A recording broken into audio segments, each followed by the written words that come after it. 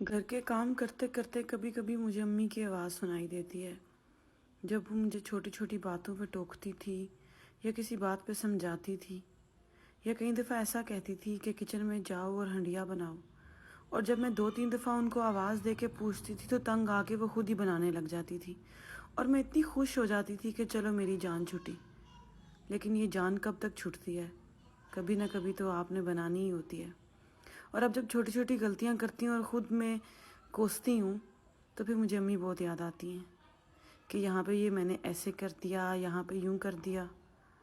لیکن وہ وقت ہی ایسا ہوتا ہے، کتنا بھی کچھ کر لو، کچھ بھی ہو جائے، امی کی بات سمجھ نہیں آتی، اور امی کی بات تب سمجھ آتی ہے جب امی پاس نہیں ہوتی۔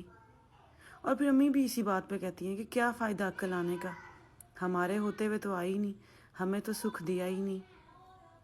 جب اکیلے کھانا بنا رہے ہو، جب اکیلے کھڑے ہو تو کتنی چیزیں ذہن میں آتی ہیں کہ ہائے ہمارا کوئی احساس نہیں کرتا۔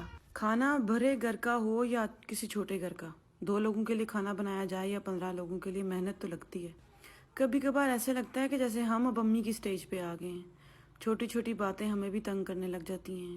کبھی کبھی میں تو پنکھا بند کر دیتی ہوں کہ ہائے ساری رات چلتا رہا ہے، کہیں خراب ہی نہ ہو جائے، اور 1 گھنٹہ اس کو ریسٹ دینے کے لیے کسی دوسرے کمرے میں یا کوئی دوسرے کام میں مصروف ہو جاتی ہوں۔